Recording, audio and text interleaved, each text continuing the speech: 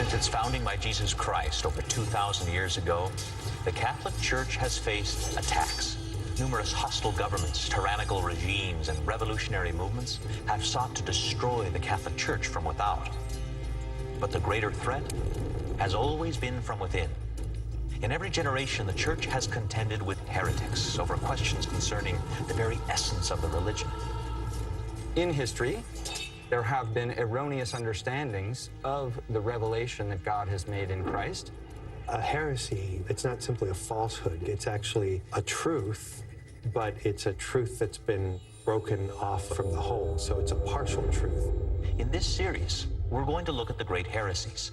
We'll see how the ideological struggles of the past are anything but fossilized subjects, but rather living temptations with which the Church must contend again and again. Heresies never really go away.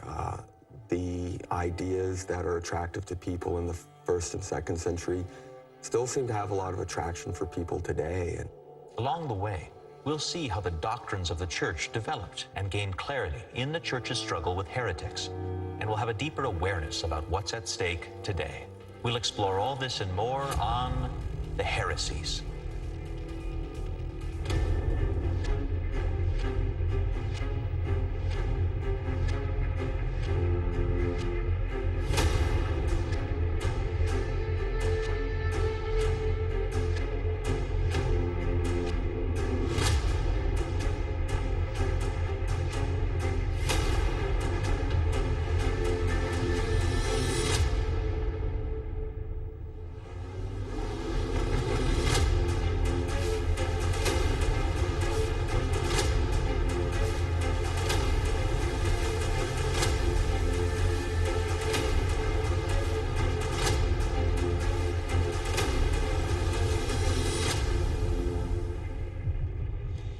January 8, 1198 AD. Pope Innocent III ascends the papacy.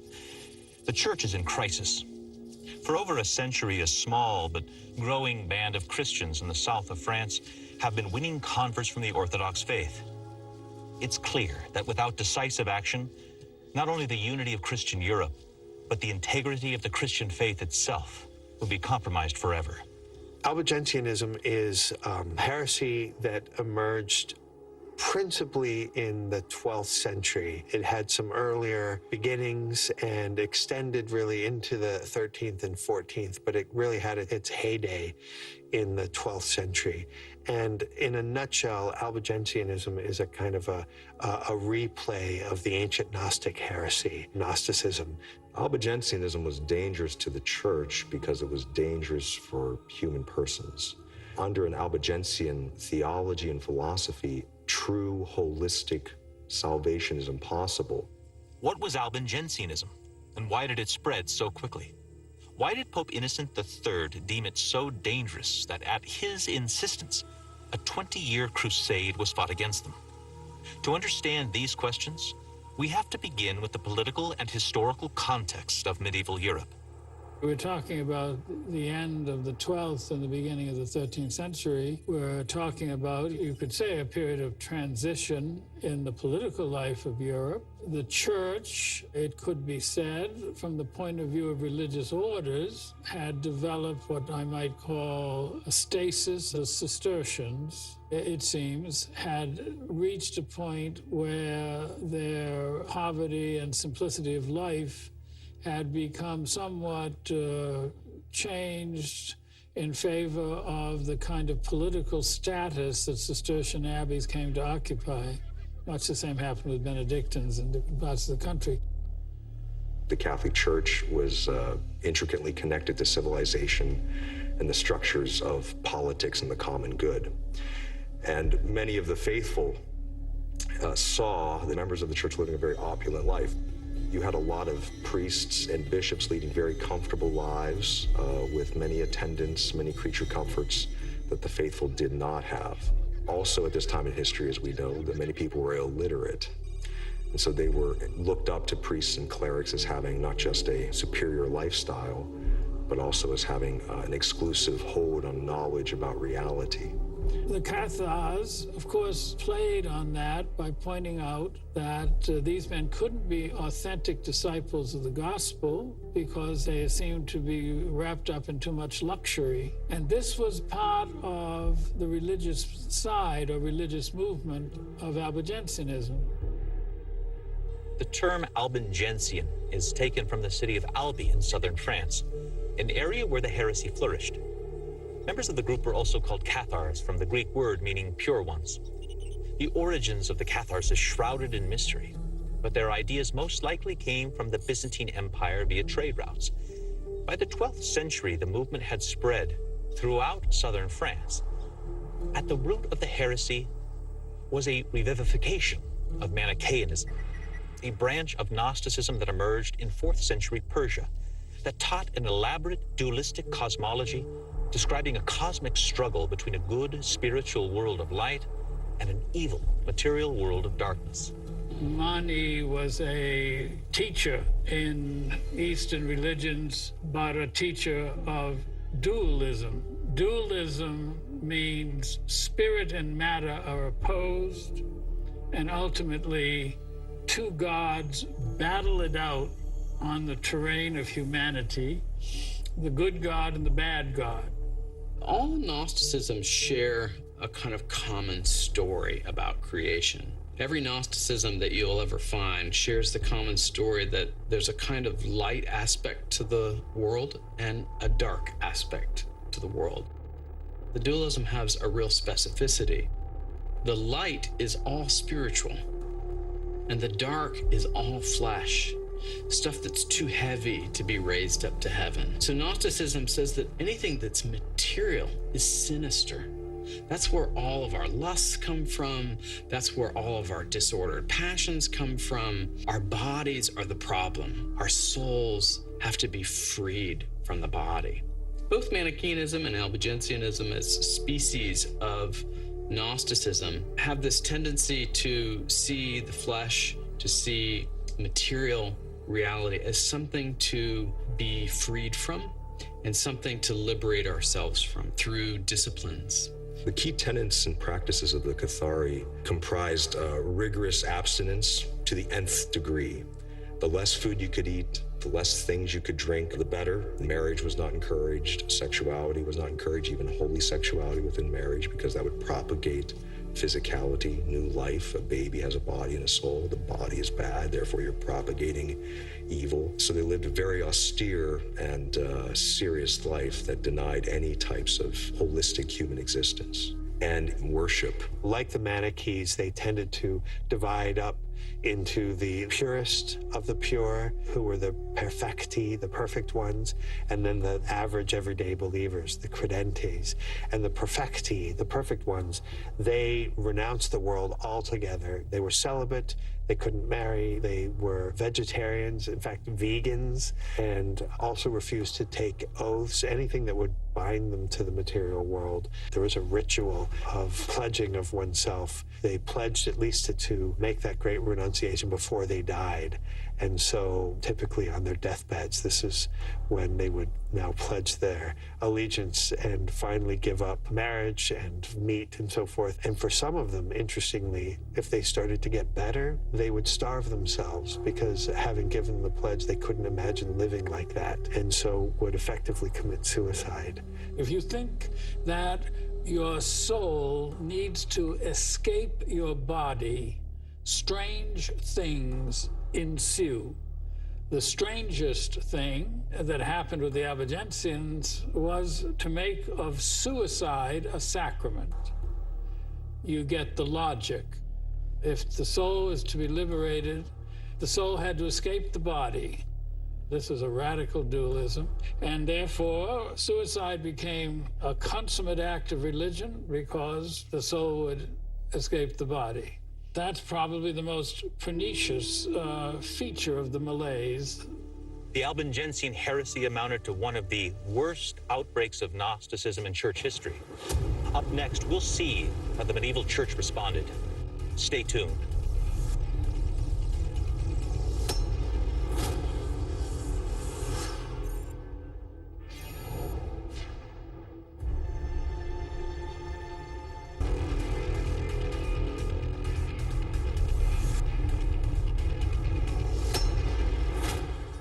The Albigensian Heresy took Europe by storm. And despite clear pronouncements at the Council of Tours in 1166 and the Third Lateran Council at 1178, Catharism showed no signs of stopping. It was clear that formal pronouncements were not enough. What was needed was sanctity. Enter St. Dominic and the Dominican order. Saint Dominic was a young, handsome, Spanish, red-haired priest who was an intellectual, but not an ivory tower scholar. One day when Saint Dominic and a bishop of his were traveling on a diplomatic mission, they stayed at a hotel of sorts, and they met an innkeeper who was a Catholic that had been persuaded by the Albigensian Heresy. This innkeeper had been persuaded that the church was not the authentic church, that salvation was not possible in the church, and had fallen prey to the Albigensian confusion about matters material and matters spiritual. And Dominic, in his holy, almost naivete, was just scandalized that someone could believe this, could be compelled by this. And so he stayed up the entire night. The bishop went to bed, but St. Dominic stayed up the whole night, lovingly, passionately speaking with this Albigensian innkeeper. And in the morning, the innkeeper was convinced that the Albigensians were wrong and that he should return to the church. And it was from that experience that St. Dominic realized that we needed an order of preachers that would be able to help save the world from this misunderstanding, this heresy known as Albigensianism. Then, eventually, he finds other clerics who join him to undertake a form of life which was new in the church. Today we call it friars or mendicants. And St. Dominic gave them a rule of life that was centered upon the evangelical counsels plus study, because he realized that the Albigensians were smart. And so the Dominicans had to study. The gift of the Dominicans to the world is manifold, but we particularly remember the way in which the rosary comes to them as a special gift of the Blessed Mother to secure the faithful in the truth faith, guard them against these errors that would draw them into falsehood. And so the Dominican order is really rightly understood as veritas, as utterly ordered to truth. The early Dominicans wanted people to know that still in their time, and frankly in our own time, we can live the apostolic life. The Albigensians claimed to be leading the life of the apostles, and St. Dominic and his men said, no, they are in error. They are leading people astray. And they wanted, with the support of their local bishop, the Bishop of Toulouse, and with the support of the Pope, to have a way of life that would lead people back to the truth of the Catholic faith. St. Dominic determined that only preachers of real sanctity, humility, and asceticism could win over the Cathars. He formed his order to live up to his famous rebuke: zeal must be met by zeal, humility by humility, false sanctity by real sanctity, preaching falsehood by preaching truth. Despite the heroic efforts of the Dominican preachers, Albigensianism continued to spread. Matters became even more complicated as the heresy received the backing and protection of various French counts and political figures.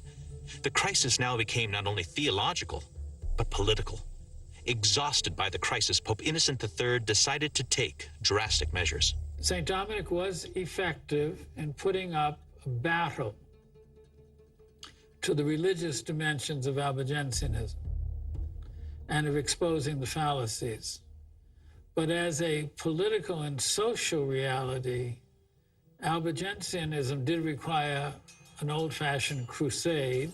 The heresy of Albigensian became very much not just a theological or ecclesiological struggle, it became a political one as well. And the fights, the Albigensian crusade, though it began as a theological crusade, became very much a worldly war. Because France, as the eldest daughter of the church, was really crucial to the church's presence in the world, especially in Europe, this overtaking of the French political sphere and cultural sphere in southern France posed a great threat to the church herself. There were over 1,000 towns and cities that were fully Albigensian in southern France at this point.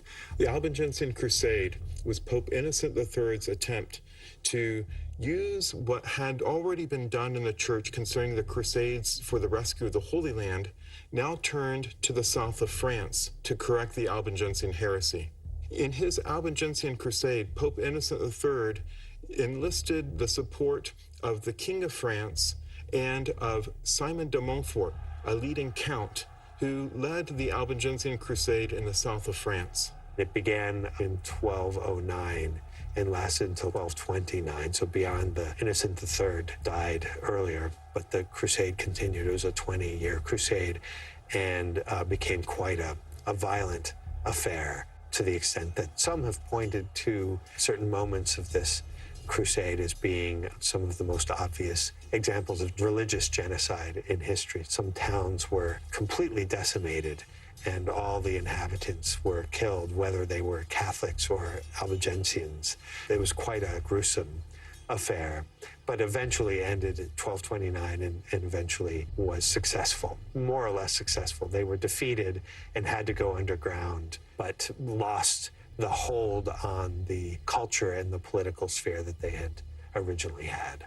It didn't disappear entirely. I mean, it didn't go out all of a sudden. There were remnant sects, but they didn't have the political clout. It disappeared for lack of social cohesion. By the year 1229 AD, the heresy of Albigensianism was all but destroyed. Despite its clear defeat, elements of the heresy would persist through the centuries, even into our own day. Up next, we'll see where. Stay tuned.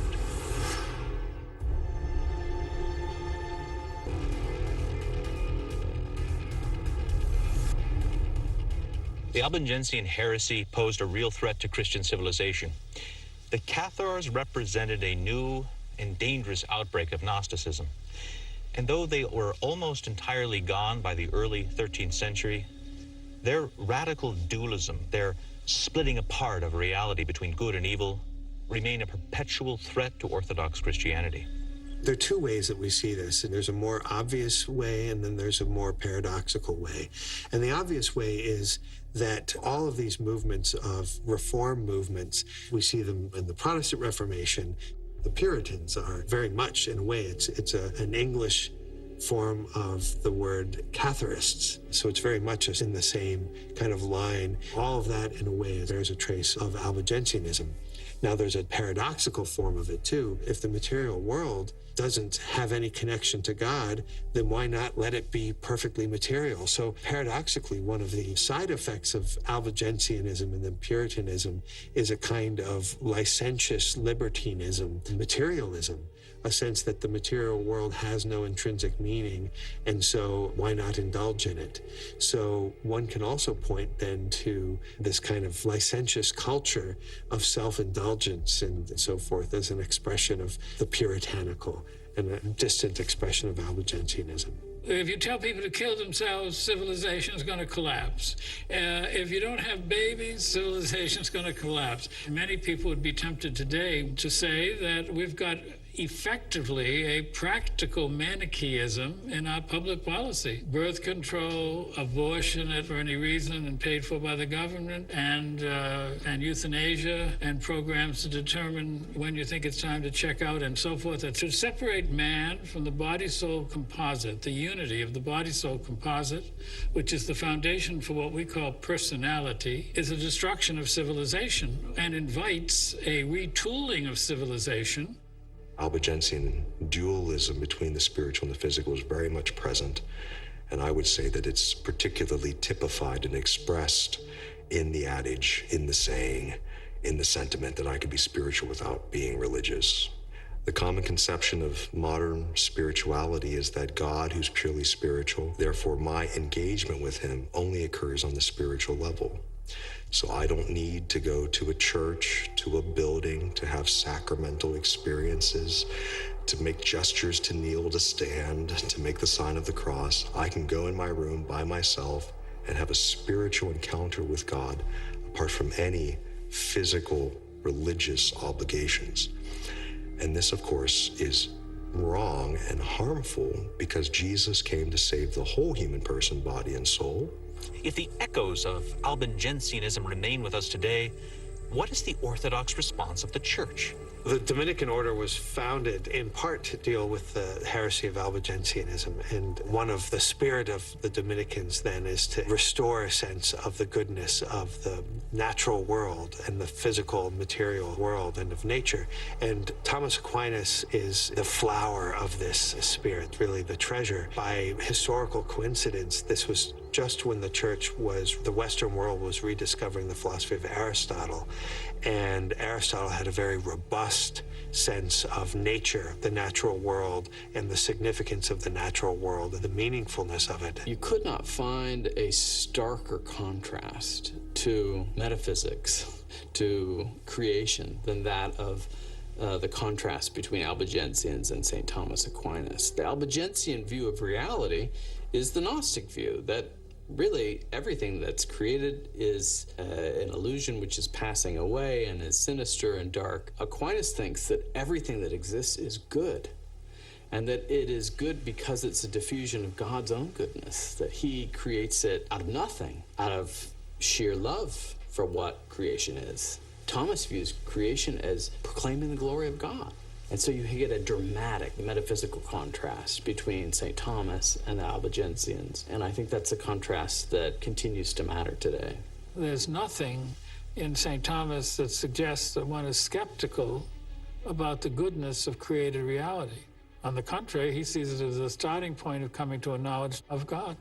The Orthodox response is to say that God's good material creation is good. The Orthodox response is to say sexual pleasure properly procured, that is, between a man and a woman committed to each other in matrimony, and if Catholic, blessed in the Church, and in an act open to life, that pleasure is good. It's even exquisite because it binds together husband and wife.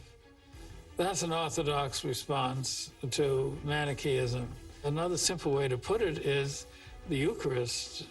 Eat my body, drink my blood. That's the best response as the sacrament of life. The Orthodox Catholic truthful response to all forms of Gnosticism, Manichaeanism, Albigensianism, is that God is the cause of all things. And because God is good, and he is the cause, all that he makes is good. There is one reality from one divine cause, namely the good, one true and good God.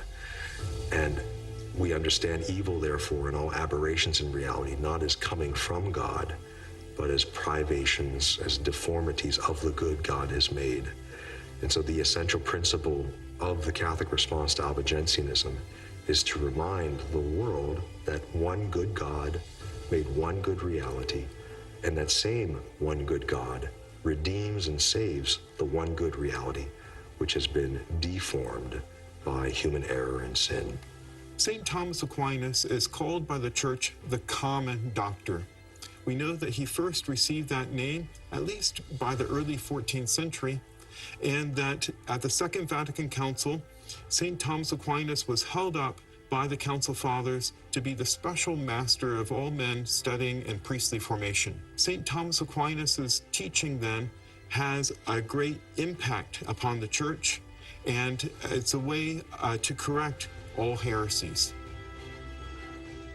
The heresy of Albigensianism was a medieval resurgence of Gnosticism, a radical philosophy that sees reality as split between matter and spirit. It's the mission of the Church, as it's always been, to faithfully proclaim the gospel and pass on the faith that comes to us from the apostles. Thanks for joining us on the heresies.